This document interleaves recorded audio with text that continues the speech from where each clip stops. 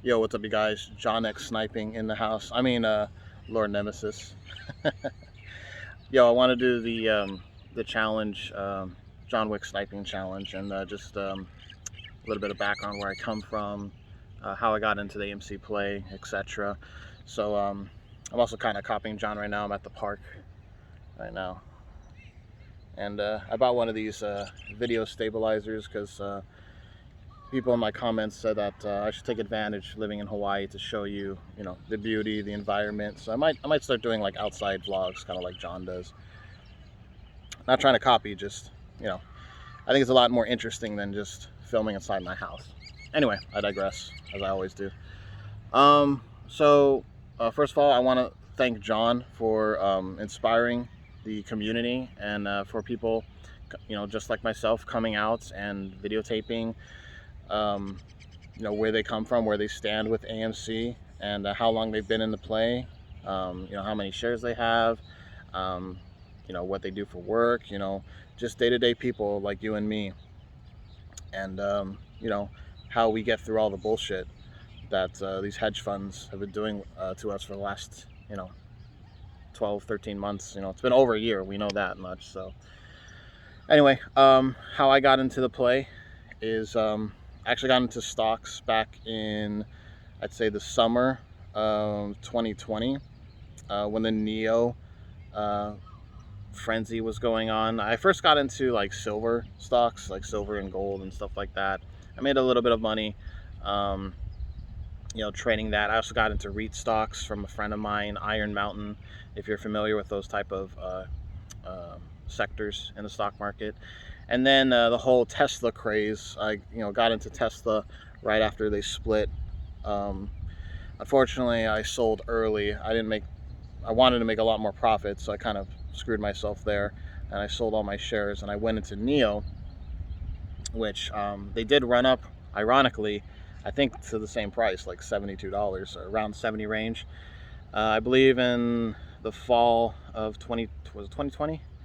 I believe it was the fall of 2020. They had that Neo, that huge event. Like they rented out this giant theater in China, like Beijing or something. I can't remember where, but um, they did like their reports and how much money they're making and how great Neo is and how they're outbeating Tesla in the EV sector and blah blah blah. And they shot up to like 70, and then I don't know if they got hedged or whatever, but they just went all the way down, and I sold out at like 40 or 50. So I made a pretty good, decent amount of money there. Um, I took those, I took that money, and I invested. Because by the time Neo was falling, I was like, okay, well, what can I get into? I'm trying to grow my portfolio, and then the GameStop frenzy happened. So in February, when they took away the buy button, I was going to get into GameStop, and funny enough, I was sitting the day they pulled the buy button away. I was like sitting, clicking on the buy button because I saw it was visible. I was like click click click, and nothing was happening.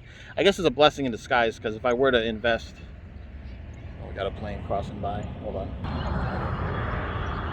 I'll show you Wailua State Park real quick. It's a beautiful place. If you ever come here to Hilo, Hawaii, check this place out. It's beautiful, amazing.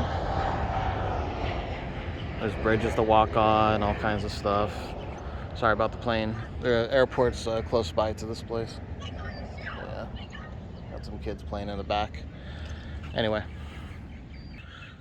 what was I saying?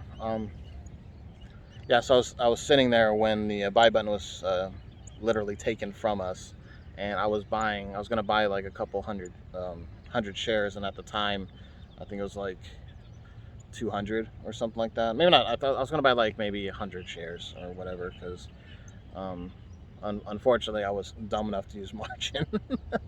I got lucky with the whole Neo thing, and I got myself out of margin. But anyways, I digress.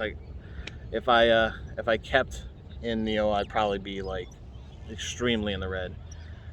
Anyway, I was gonna buy a bunch of shares of GameStop. They took the buy button away, and then I was like, "What the fuck is going on?" And then I tried AMC, and the same thing happened. And I was like, "Wow, is this normal? Does shit like this happen all the time?" And I read on the Wall Street Bets on Reddit and Twitter, and they're like, "No, this is not normal. This has never happened before in the history of the stock market." And so many angry people were like just fucking raging on the message boards and on the forums and stuff like that. And yeah, they a bunch of bullshit. So I was intrigued when that happened. I was like, wow, this is a hot stock. I want to get into this. And as soon as the fiasco was over, I invested in. I got in about $11 per share, and I have a little bit over 1,200 shares or so. And I've been slowly been adding to my portfolio as time goes on. Um, I mean, I am pretty upset still about getting up to 70, because if I knew we'd be back to where we are now, I'm not saying I'd paper hand, but I would have sold off and then bought back in and get more shares. But you don't have a crystal ball, so anyway, that's my story with AMC, and I really love the community. I've been watching since the beginning with Trades.